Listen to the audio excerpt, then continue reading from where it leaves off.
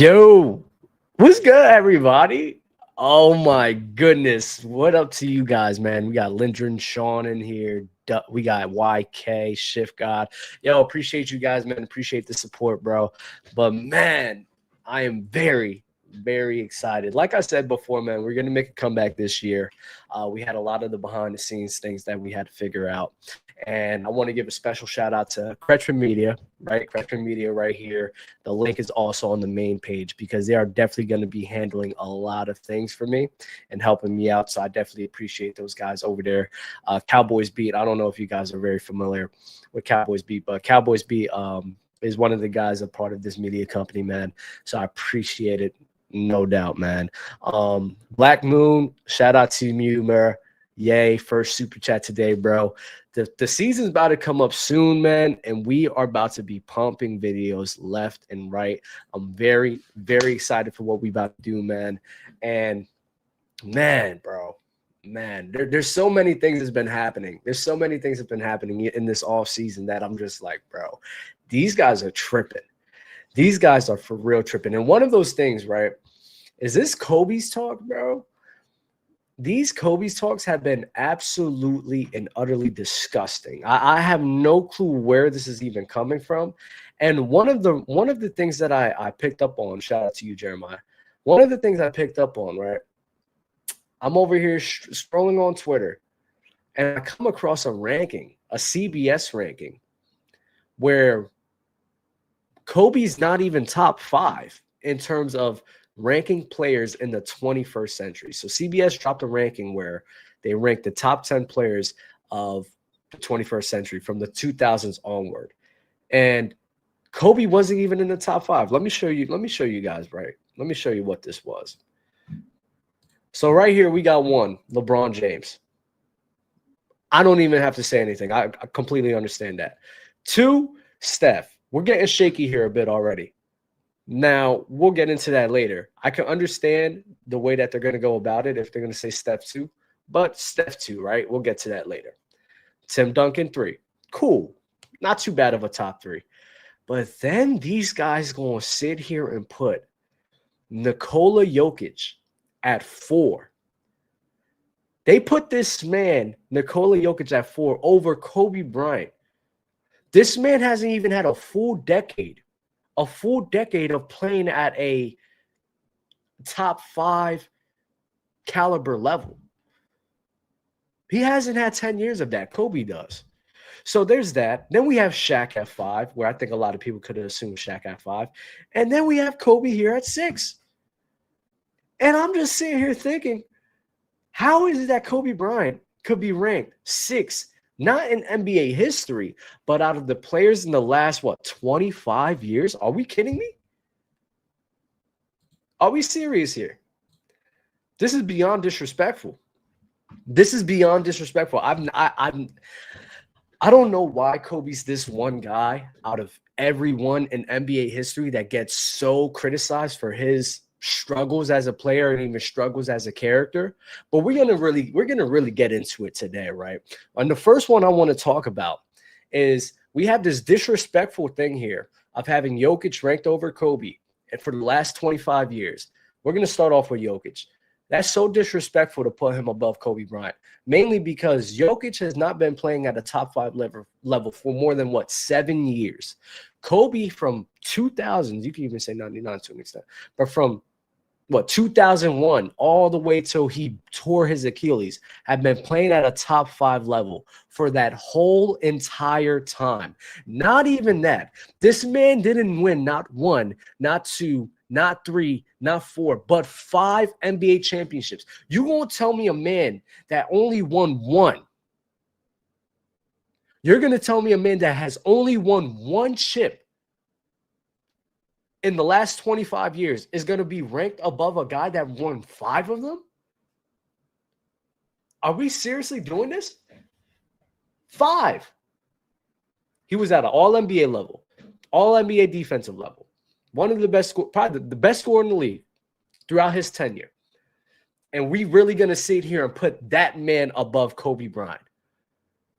And as much as these people want to talk about Kobe Bryant, what he did, and, 04, he gave up on the team. And then against the Suns, he gave up on his team. I don't think people, and this is one thing, right, with Jokic that just needs to be brought up into people's attention, where I don't think people are really understanding and highlighting how Jokic definitely does have some struggles. Jokic is one of the greatest offensive players we've ever seen. I'm not going to disrespect that. But just like everyone else, he has a flaw that no one is giving him no flack towards and no one's paying no attention to. And it's when he's facing these double big lineups, when he's facing lineups with size on them, when he's facing lineups that has some muscle to them, he does not play on this 2023 NBA Finals run that he had. He actually, in 2 years ago when he faced the Timberwolves, this man was getting boxed up by Cat, fam. This man was getting boxed up by Cat. And y'all going to tell me with a straight face that you going to put that man over Shaq? You going to put him over Shaq for the last 25 years where Shaq had 3 of them in a row? You going to tell me with a straight face, what do you think Shaq is going to do to Cat and Rudy Gobert? Honestly, that's the same tandem that slowed Jokic down 2 years ago. What you think Shaq is going to do to them? You really think Shaq's struggling against that? Honestly. So it's not even just Jokic being above Kobe. You have this man above Shaq, who had 3 in a row. They were literally getting players off the street just to foul that man. Because he put everyone in foul trouble. This Jokic glaze is insane. And everyone wants to talk about Shaq's defensive issues, Shaq's inability to shoot. They want to talk all about that. But I'm going to be honest with you. Jokic, in terms of the 3-ball, that 3-ball is not as consistent as people want to sit here and make it seem to be. Teams do be leaving him open. That's one. 2, he definitely has defensive issues as well. Kobe Bryant don't, though. Kobe, maybe some little issues, but Kobe's above tier defensive player, without a doubt in my mind. So, honestly, so what are we doing where we're putting this man Jokic as 4 above Shaquille O'Neal and Kobe Bryant? It's one of the most ridiculous things I've ever seen. And then now we're gonna dial back to Kobe too, because even him being under Shaq, even him being under Jokic, and even Steph to an extent, Kobe literally, he did the 3-peat with Shaq. In the Western Conference Finals run, this man was dropping 30 alongside with Shaquille O'Neal. Whenever they was in that Western Conference run, Shaq and Kobe were playing at this level. They were neck and neck with each other right here. Because Kobe, at the same time he was playing a great offensive level, this man was probably his best defensive years was in that run too. So this man was playing at one of the best offensive players in the league, along with a very good defensive player. And him and Shaq were dominating together. That was one of the main reasons why they was cooking up. And then in the finals, Shaq had the mismatches. I mean, you got Todd McCullough. Rick Smith was good, but defensively, come on. And then Mutombo was food for Shaq. This man, so of course, in the finals, bro, feed the beast. Shaq's a beast. It's basketball 101, bro. You got the hot hand, keep feeding him, fam. So, the finals runs, Shaq was going crazy. But why does everyone forget about everything else Kobe Bryant was doing before those finals games? Why do they forget? Why do they not pay attention to it? And then Shaq in the 21st century, not Shaq, and then Kobe in the 21st century, in the last 25 years, he did that 3-peat. He did that 3-peat with Shaquille O'Neal. And then he showed you in the 21st century that he can win not one, but 2 NBA Finals with 2 NBA Finals MVPs without Shaquille O'Neal, without a top 75 player. And he went to 3 finals in a row, all in the span of 10 years. This man won 3 in a row and went to 3 straight finals too, and won 2 of them back to back. What are we doing? And I see autism boy, shout out to you. Shaq won in 06. Yes, he did. D-Wade was the best player. D-Wade was the best player in 2006 when he was with Shaq. Without a doubt in my mind. D-Wade was the best player of that crew. So Shaq didn't even win as the best player. Kobe won 2 of them as the best player. Kobe was dropping 35. Kobe was dropping 35 in a league where there was averaging, what, 95?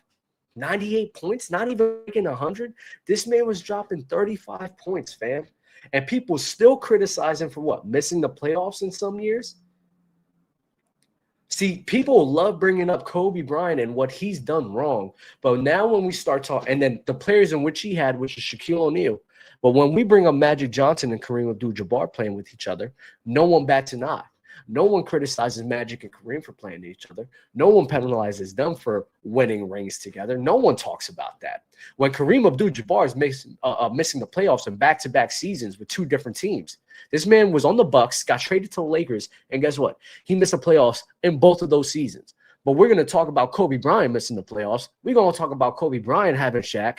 But then we're not going to talk about Kareem and him having Magic and Kareem missing the playoffs and where he's supposedly the best player in the world. He missing the playoffs in back-to-back seasons with 2 different teams. Are we serious? This is how y'all treat Kobe.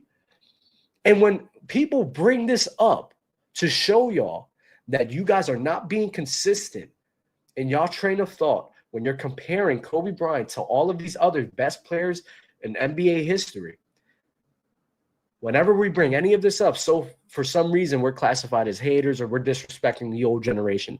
How is that? You guys are constantly disrespecting Kobe Bryant, but now when we bring up other people's flaws who's failed in similar ways, you guys are just quick to say, oh, you're just disrespecting people. You don't respect the older era. Are we serious? So, man, I'm not hearing that. I'm serious. I'm not hearing that, fam. I'm really not. It's completely asinine. It's completely asinine. The way y'all treat that man and the way y'all put you down him and you don't down the other same players that y'all love, it's ridiculous to watch. And then let's get to Stephen Curry, right? Whew. My bad, guys. I gotta take a breather after that one.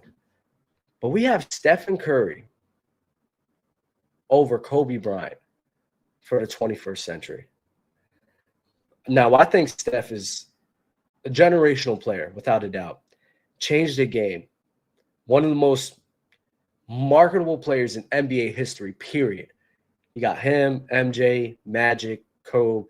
Steph's in that category in terms of marketability. The man was taking the league by storm. Everyone loved him. This man, international, right? But we have to be honest, and when we talk about Steph, and I've actually learned to actually love and respect Steph's game even more now with my time away. But when we're comparing 2 guys, and we're comparing one guy that was doing it on both sides of the floor, we're comparing one guy that not only was one of the best, if not the best scorer in the league, was also playing at a high level defensively on the other side while being the best scorer in the league. It's just not the same. Not only that, to show you how he's won more chips. He's been to more finals. He has more awards. Steph has 2 MVPs. Kobe has 1. The accolades, Kobe, I'm not going to lie, besides the MVP, the accolades Kobe got him in. So the accolades Kobe got him in, all-around player Kobe got him in, the talent Kobe got him in. So I just don't understand how a guy like Stephen Curry, and it's actually been happening pretty frequently where people are starting to put Steph above Kobe Bryant. Steph has not done enough to be better than him. Steph has not done enough to eclipse Kobe and what he's done in his career. Kobe was going up against, Duncan. Now, again, when they're on separate teams, right?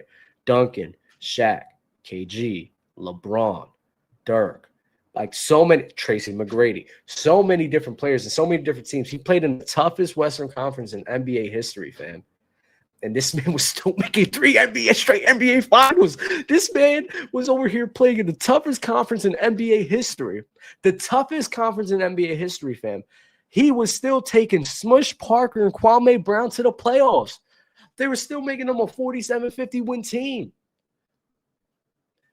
That was Kobe doing that. This is before Paul. Yeah, he had Lamar. Who else did he have, fam? What are we doing? What are we doing?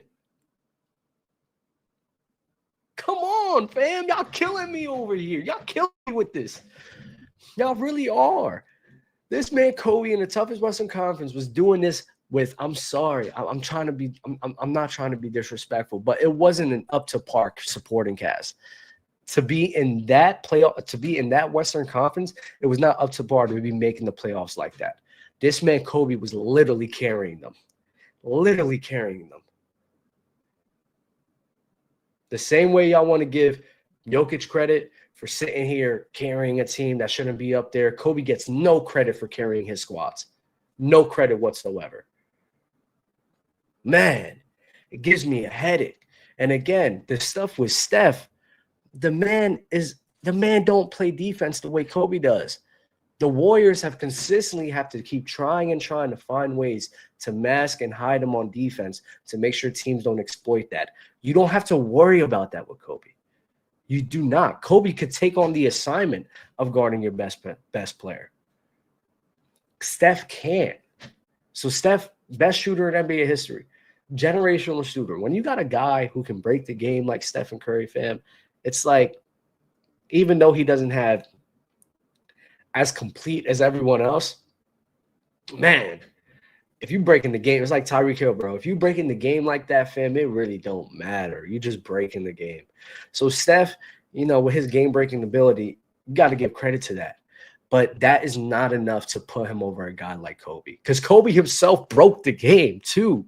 Kobe himself was a guy that was literally – y'all got to go back to watch Kobe, fam. Because I hate hearing this. Oh, Kobe was man, MJ and Kobe the same. MJ was doing the same thing Kobe was doing. No, he was not. MJ wasn't dropping 81. MJ wasn't dropping 60 in like 3 quarters, fam. MJ wasn't doing that. MJ wasn't pulling from deep the way Kobe was doing. You know what MJ was doing? MJ was taking advantage of a league that had 6'2", 6'3" guards. He had a 6'6", 45-inch vert, long behind arms, and was just jumping and shooting over everyone. If I'm gonna be real honest, that's what MJ was doing. He was playing in a league where 6'2", 6'3" guards was guarding him, and he was just able to jump over them and shoot over them with ease. He wasn't facing those 6'7", 6'8" wing defenders like that. If he did get matched up like that, guess what he did? Set a pick, get the switch, run the triangle, and we're going to put me in a post with that guard right down there like a John Starks. John Starks was good, but he's not capable to sit here and be holding MJ like that. I'm sorry. That's what MJ was doing. Kobe, this man, one dribble, pull from deep, breaking the game. Breaking the freaking game. He was doing that too. Over here, sidestepping, pump fake, turn around, go baseline, dunk on with his left hand. Come on, fam. Come on, fam. Oh, yeah, Jeremiah. Yeah, Starks was 6'4", but I mean 6'3", 6'4", a 6'6" guy, long wingspan, jumping over them. Still pretty small, not gonna lie, because I think Steph is like 6'3". But oh my goodness, y'all got me laughing over here, bro. Like I'm sorry. I don't want to do this, but I mean MJ and Kobe. I'm tired. I'm tired of the talks. I'm tired of the talks of MJ and Kobe being the same, and Stephen Curry and his game breaking ability. Right, man. Curry is over here breaking the game as well. Kobe does that too. Kobe breaks the game at a wild level too. So he has the game-breaking ability as well. He has a great offense. He can handle the rock. He's a good passer. He can defend at a high level. I don't understand how a guy like Stephen Curry is getting ranked over that man. I really don't get it. It's the most ridiculous thing I've ever seen in my life. Shout out to O2J. Appreciate you. Man, do appreciate you. Jeremiah, I'm sorry. I gotta show this comment. Hold on, brother. You losing me a bit. I hope you're not saying Kobe better than Mike. We'll have to talk about that a different day. I'm not going to start it. I'm not going to go too crazy here. We're going to have an open-ended discussion on that, okay, Jeremiah? We're going to have an open-ended discussion, a real discussion about that, because we're going to really get down to the nitty-gritty of things. We are really going to. I'll have to save that, though. But the more and more I watch Kobe, the more and more I look back, the more and more I'm just like, this man's playing in the dead ball era, facing wing defenders that's athletically capable. They're running zones, and then they're not having the Orlando Magic and then Phoenix Suns at that time. They were just emerging, so the league wasn't shifting to more fast-paced, open space, three-point shooting to stretch the floor to create more space. Like, they weren't doing that then. So Kobe was really doing this at a time in the dead ball, slow-pace era, dead ball era. He was doing all of this at a time where it's most extremely difficult. The 2000s from the 2010s was the most extremely difficult time to score the basketball. I will stand and die on that hill. 2000s to 2010 is the most extremely difficult time to score the basketball, because it wasn't like where they had illegal defense in the 90s. It just wasn't. And then in the 70s and 80s, they played at a very fast pace to where you could sit here and rack up the numbers at a pretty effective rate. So the pace made it easier for them to score. But in the 2000s to the 2010s, they took away illegal defense. They let the zone happen. And the pace was at an all-time low. Fam. And this man was still dropping 35, fam. He was still dropping 35 when they was just breaking 100. Come on, bro. Like, why y'all doing this to me? Why y'all doing this to me? And maybe, I'm sorry, O2, I may have my years mixed up a bit. with the illegal defense, but you get the premise of it, right? I'm not going to act like I'm 100% accurate with, like, everything, right? But that's around that time when I think 2002? Was it 2002, I think, illegal defense came? Like, they took it out? 2002, 2001? One of those years. But, fam, I mean, Kobe was doing this at a time where he shouldn't have been able to do that. And we're going to put Steph over him, Jokic over him, Shaq over him. It just doesn't make sense to me. It really just doesn't. And it's sad to see what's happening with him and how people are ranking him. Ironically, I'm not gonna lie, when T-Mac, I did see the T-Mac conversations that happened. That Tracy McGrady said that he would win one with Shaq. Y'all might think I'm crazy. I don't think he was crazy for saying that. I honestly don't. I honestly don't think T-Mac was crazy. I do think T-Mac and Shaq would probably win one. Like, T-Mac at that time was like a top 5 player, and you having a top 5 player with Shaquille O'Neal in his peak. I mean, it's kind of hard for them to lose that, in my opinion. In my opinion, it's very hard for them to lose that. So I wasn't really too mad about T-Mac saying that, because T-Mac's whole premise was basically the perception of people, because this all started with Stephen A. Smith and then him getting at Giannis. Right? So the perception that the fans have with certain players, mainly because the absence or the long absence, because Giannis won one in 2021. Now it's like a long absence that he hasn't won one. So now there's always a point where their whole perception of those players just changed. Right? A few years ago, Giannis was like, man, best player in the league. Giannis was over here. He's this guy, one of the best top 2 power forward ever in NBA history. Now that the ring has kind of worn off a bit, now everyone's disrespecting him.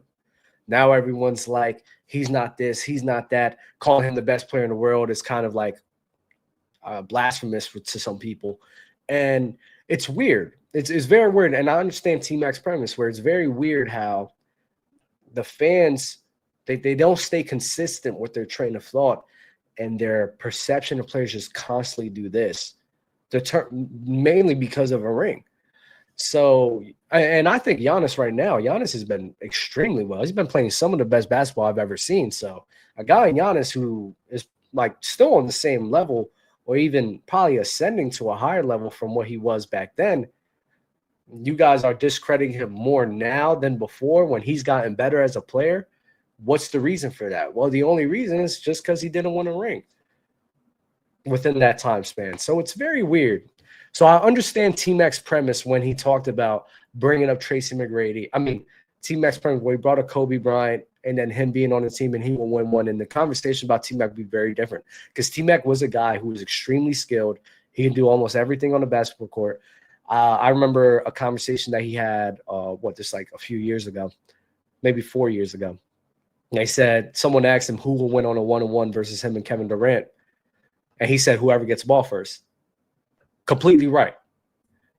T-Mac's completely right with that. If KD and T-Mac played one-on-one, whoever gets the ball first is winning that game. Because I don't think any of them is stopping each other because they're both insane. So I understood T-Mac's premise, and I didn't really take that as much disrespect of everyone else to Kobe Bryant. But lists like CBS, lists like Bleacher Report, having Kobe off of the top 10. Yeah, we got to stop doing this, and we got to stop treating Kobe and knocking him for other issues that I'm not sure if y'all heard that. I'm sorry. But we got to stop treating Kobe Bryant and knocking him for issues that we can knock other players for as well. We can knock Kareem Abdul-Jabbar for missing the playoffs. We can knock Kareem Abdul-Jabbar for having Magic Johnson or Magic Johnson for having Kareem Abdul-Jabbar. We can knock Stephen Curry with some of his playoff woes or even Jokic with some of his playoff woes because they both have them. Steph isn't like, if you look at Steph's playoffs, he's not like this generational playoff performer. He's just not. He's pretty good, but he's not on this like a LeBron tier or even MJ tier of a rising to the occasion. He's just not. Much respect to him though. That's just not what he's done, what he's shown us. So when we look at Kobe Bryant and the totality of his career, my whole thing is we got to keep it consistent with how we rank and treat everyone. Because if you're going to knock Kobe for one thing, you got to knock Kobe. You got to knock other players for the same exact thing. And if you're not going to do that, you're not being intellectually honest with the conversation. So, listen, great video back. I loved everything I had to say. Man, shout out to all you guys. Bulletproof, Amir, Jeremiah, O2. Remember to check out Kretschman Media, man. Links on the page. And, man, there's so much more to go. There's so much more to go, and I can't wait, man. I can't wait. So stay tuned. We're definitely going to be streaming a lot more, maybe like 3 times a week. So let's just keep it going, man. Y'all be easy. Salute.